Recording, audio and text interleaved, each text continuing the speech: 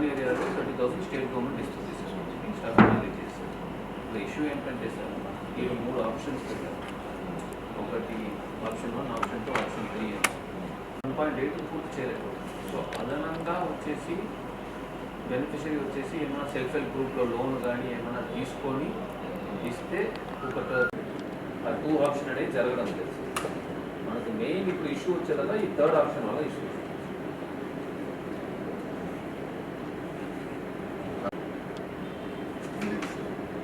ఏం చేయాలి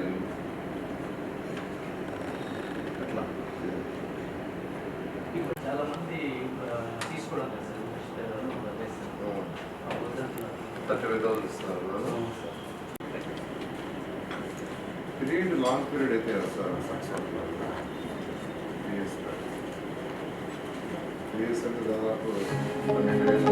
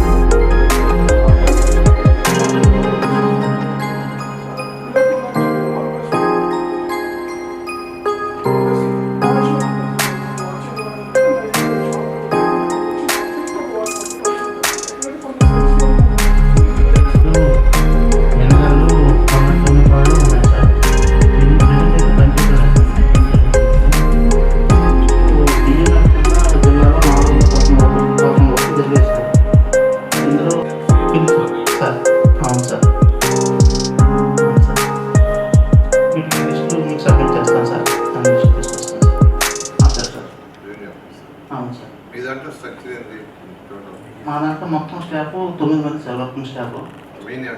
main deputy director mines engineer sir. అంటే district mines engineer officer sir. District mines engineer officer sir.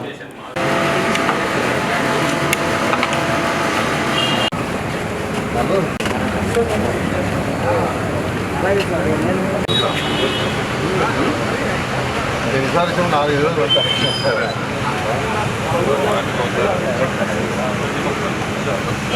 Department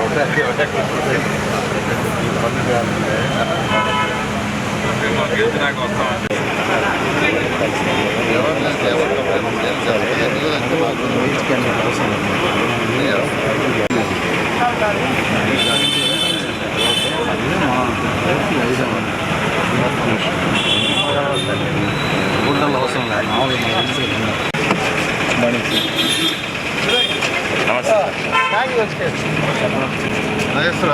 sir ఫోటోలు ఎలా ఉన్నావు సార్? మళ్ళీ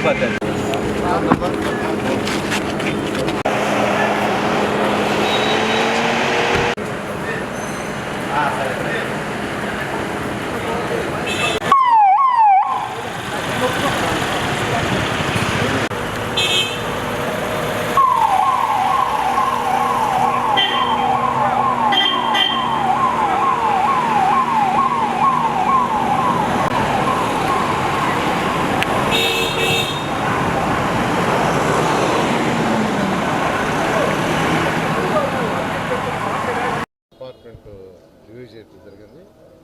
జిల్లాకు సంబంధించి excise department, mines, revenue, housing, electricity, ఈ యొక్క 5 డిపార్ట్మెంట్ గురించి ప్రస్తుత పరిస్థితి ఏంది, దాంట్లో ఉన్న హర్డిల్స్ ఏంది, ఇవన్నీ యాక్చువల్గా వాళ్ళు డిస్కషన్ జరిగింది. మెయిన్గా హౌసెస్ తీసుకుంటే యాక్చువల్గా 1.8 lakh పే చేస్తున్నాం, దాంతో కట్టలేకపోతున్నారని ఆ సమస్యలు ఉన్నాయని చెప్పారు. తర్వాత దానికి ఇన్ఫ్రాస్ట్రక్చర్ ఏదైతే ఇండివిజువల్ హౌసెస్ శాంక్షన్ చేశారో ఇన్ఫ్రాస్ట్రక్చర్ కంటూ బడ్జెట్ అంటూ ఇవ్వలేదు. అది ఆర్డబ్ల్యూఎస్ వాళ్ళు, తర్వాత పబ్లిక్ మున్సిపాలిటీ దాంట్లో ఉండే పబ్లిక్ డిపార్ట్మెంట్ వాళ్ళు ఇద్దరు యాక్చువల్గా చేస్తున్నారన్నారు. అయితే అది కూడా ప్రాపర్గా లేదు, అందువల్ల అక్కడికి ఎవరు రావట్లేదు అన్నారు. ముఖ్యంగా వాళ్ళకి ఎక్కడైనా కానీ ప్రజలు నివసించాలంటే బేసిక్ ఇన్ఫ్రాస్ట్రక్చర్, రోడ్డు, తాగటానికి నీళ్లు, డ్రైన్, ఎలక్ట్రిసిటీ 4 ఇంపార్టెంట్. ఈ 4 ఉంటేనే మనం ఎక్కడ ఇల్లు కట్టినా కానీ అక్కడికి మనుషులు వస్తారు. అది మెయిన్ అక్కడ హర్డిల్ ఉందని యాక్చువల్గా ప్రిలిమినరీగా డిస్కస్ చేశాను. దాంట్లో యాక్చువల్గా చెప్పడం జరిగింది. దాని మీద యాక్చువల్గా డీటెయిల్గా మళ్ళా నెక్స్ట్ వీక్ వచ్చినప్పుడు డీటెయిల్గా డిస్కస్ చేస్తానన్నాను. ఎందుకంటే ఏదైనా ప్రభుత్వం బడ్జెట్ శాంక్షన్ చేస్తే అధికారులు చేయగలరు, బడ్జెట్ శాంక్షన్ చేయకుండా వాళ్ళని చేయమంటే చేయలేరు. ప్రజెంట్ హౌసింగ్ నాకు తెలిసింది ఏంటంటే దానికంటూ సపరేట్ బడ్జెట్ ఇవ్వలేదు. పబ్లిక్ హెల్త్ డిపార్ట్మెంట్ ఆర్డబ్ల్యూఎస్ చేయమన్నారని అదొకటి యాక్చువల్గా. అదేవిధంగా ఎలక్ట్రిసిటీ డిపార్ట్మెంట్కి సంబంధించి సిటీలో యాక్చువల్గా కొన్ని సబ్స్టేషన్స్ కానీ వాటి మీద కూడా యాక్చువల్గా డిస్కస్ చేశారు, ట్రాన్స్ఫార్మర్స్ వాటి గురించి. అవి కూడా యాక్చువల్గా ఇంకా కొంత డీటెయిల్ డేటా అడిగాను. అదేవిధంగా మైన్స్ ఏదైతే ఈరోజు కొంత డిస్కస్ చేయడం జరిగింది, ఇంకా కూడా కొన్ని డీటెయిల్స్ అడిగాను. మరొక 4 రోజుల్లో నేను మళ్ళీ వస్తాను, ఆ డీటెయిల్స్ అని తీయమని. అవన్నీ కూడా తీసిన తర్వాత చేస్తాం. ఒకటే నేను డిపార్ట్మెంట్ అధికారులందరికీ చెప్పేది ఒకటే,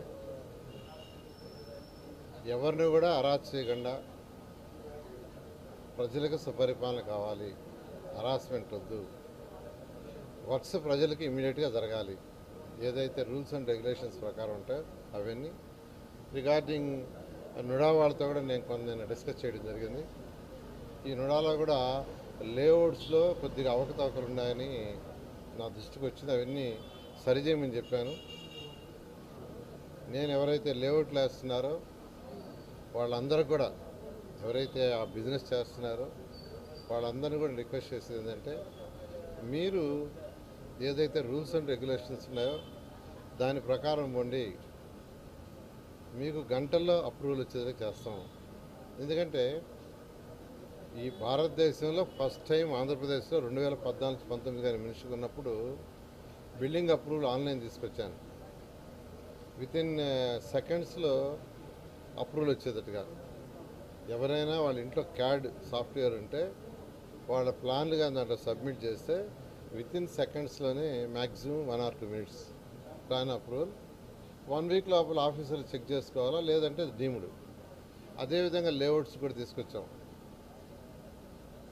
అయితే వీటిల్లో జిల్లాలో ఎక్కువ అవతరణలు జరిగినాయని రకరకాలుగా వచ్చింది. అయితే నేను ఇంకా డీటెయిల్గా పోలేదు, అన్ని డీటెయిల్గా స్టడీ చేస్తాను.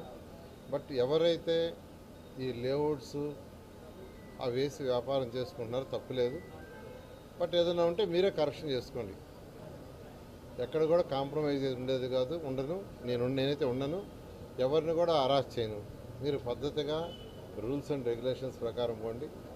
ఏదున్నా కానీ మీకు క్షణాలు వర్క్ చేసేట్టుగా చేస్తామని తెలియజేస్తూ, నేను అందరికీ అటు పోలీస్ అధికారులకు కానీ, రెవెన్యూ వాళ్ళకి కానీ, ఎలక్ట్రిసిటీ వాళ్ళకి కానీ, అన్ని డిపార్ట్మెంట్లు అధికారులందరూ కూడా చెప్పాను. పరిపాలన స్మూత్గా ఉండాలి, అరాచకం ఉండకూడదు, ఎవరిని ఇబ్బంది పెట్టద్దు. ఏ పార్టీ అయినా ఎవరిని ఇబ్బంది పెట్టద్దు. ప్రజలు ఏ పార్టీ అయినా, టీడీపీ అయినా, వైఎస్ఆర్సీపీ అయినా, బీజేపీ అయినా, జనసేన అయినా, ఇంకొక పార్టీ అయినా ఎవరిని ఇబ్బంది పెట్టద్దు. వాళ్ళ యొక్క అవసరాలు తీర్చడమే లేదు. అయితే రూల్స్ అండ్ రెగ్యులేషన్స్ ప్రకారం చట్టబద్ధంగా అన్ని పోవడం జరుగుతుంది. Okay, thank you.